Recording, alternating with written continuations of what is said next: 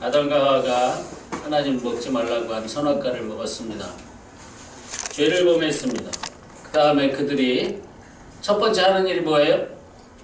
벗은 줄을 알고 그 부끄러움을 가리기 위해서 무화과 나무 잎으로 치마를 엮어서 입었습니다. 그 다음에 두 번째는 날이 서늘해져서 하나님이 거니실 때에 평소 같으면 하나님 만나서 즐겁게 시간을 보낼 텐데 이제 달라졌습니다. 하나님의 낯을 피해서 숨었습니다. 나중에 그들이 하나님께 말하기를 우리가 두려워해서 숨었습니다. 이렇게 말합니다. 부끄러움이 들어오고 두려움이 들어왔습니다. 이것이 죄의 본질이에요. 죄를 범한 인간은 하나님을 두려워합니다. 그래서 하나님의 낯을 피해서 숨습니다. 우리가 이 두 가지를 가만히 잘 생각해 보면 죄인인 모든 사람들의 내면에 이런 모습이 있는 거예요. 하나님의 낯을 피해 무언가 스스로 노력을 해서 자신의 부끄러움을 가리고자 인간이 여러 가지를 만들어냈어요. 여러 가지 종교를 만들어내고 여러 가지 철학들을 만들어냈어요. 그래서 그것을 가지고 선한 것처럼 보이려고 부끄러움을 가리려고 한 것이 인간의 역사죠. 이 일에 대해서 하나님은 즉시 조치를 취하십니다. 그 원인을 제공한 당사자부터 벌을 내리십니다. 그 다음에 최종적인 조치를 취하시는데 그것은 바로 아담과 하와를 에덴 동산에서 쫓아내시는 일이었습니다. 끝! 이걸로 끝이면 성경에 4장부터는 없는 겁니다. 니네는 나하고 끝이다! 참 다행스럽게도 그것으로 끝나시지 않습니다. 하나님이 죄인을 어떻게 사랑하시는지를 그 하나님의 죄를 지은 인간을 구원하시고자 하시는 그 계획이 처음 드러난 것이 어디예요? 창세기 3장입니다.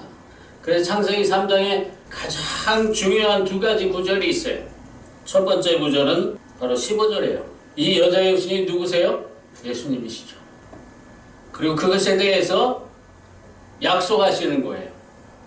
내가 내 아들을 여자의 후손 가운데서 나게 해서 사단의 머리를 상하게 할 것이다. 두 번째 중요한 구절은 오늘 읽은 본문 말씀이에요.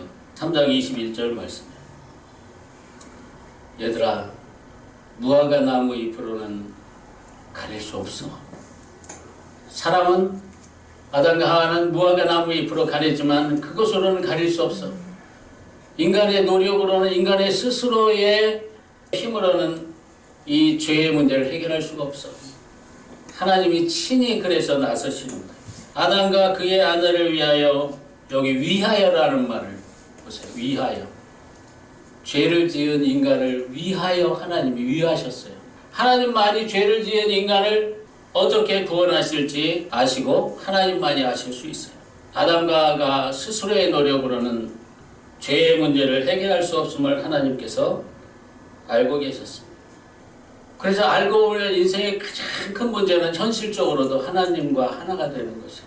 이 방법을 하나님이 알려주세요. 그것은 바로 가죽옷을 입는 것입니다. 가죽옷은 의의 옷이에요. 그런데 인간의 문제는 죄의 문제를 안고 있어요.